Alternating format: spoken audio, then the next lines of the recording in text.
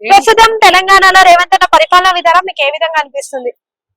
ఈ బస్సులు వేసినప్పటి నుంచి మంచిగా అనిపిస్తుంది. లేడీస్ మంచిగా వస్తున్నాము పోతున్నాము ఇబ్బంది లేకుండా, ఎక్కడికైనా వెళ్ళిపోతున్నాం. అదే డబ్బులకు ఇబ్బంది అన్నట్టు పోకుండా ఉండకుండా ఉంటున్నాం. అంటే ఈ ఉచిత బస్సులు పెట్టిన కాడ నుంచి ఇంట్లో ఉన్న ఆడవాళ్ళందరూ కూడా మీదకి వస్తున్నారు, మగవాళ్ళకి సీట్లు ఇస్తలేరు అంటున్నారు. అంటే ఎందుకు వెళ్తామండి? పని లేక. మాకు పనులు ఉంటాయి, డ్యూటీలు పోవాలి, ఏవో పనులు ఉంటాయి. అవసరం వాటికే వెళ్తాం మేము. అవసరం లేని వాటికి ఎందుకు వెళ్తాము? పని పాట ఉండదా? ఉంటుంది ఉచిత కరెంటు ఫంక్షన్లు చెప్తాను, అయ్యో అక్కడ ఫంక్షన్లు పోవాలి, ఇక్కడ పనికి మాకు ఇబ్బంది అవుతుంది అన్న టెన్షన్ ఉంటది. అట్లాంటిది పని లేక పోతుంటామా? పోం కదా, మా అవసరాలకే మేము పోతుంటాం. ఇంతకు ముందు మనకి కేసీఆర్ పరిపాలనలో ఇలాంటి ఉచిత పథకాలు అయితే ఏమి ఇవ్వలేదు కదా, ఇప్పుడు ఉచిత పథకాలు ఎక్కువ ఇచ్చేస్తున్నారు అంటున్నారు, మీకు అలా అనిపిస్తుంది? ఏం లేదండి, బస్సు ఒకటే కదా ఇచ్చింది. వాళ్ళు ఇచ్చేటి వాళ్ళు ఇస్తారు, వీళ్ళు ఇచ్చేటి వీళ్ళు ఇస్తారు.